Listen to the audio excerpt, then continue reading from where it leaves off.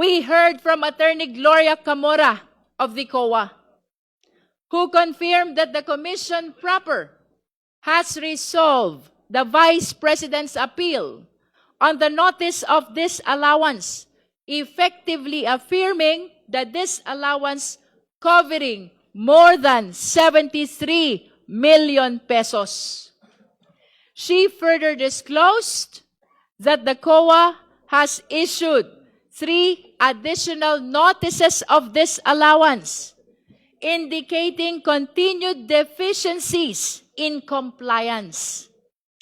These developments lend significant weight to the financial irregularities under examination.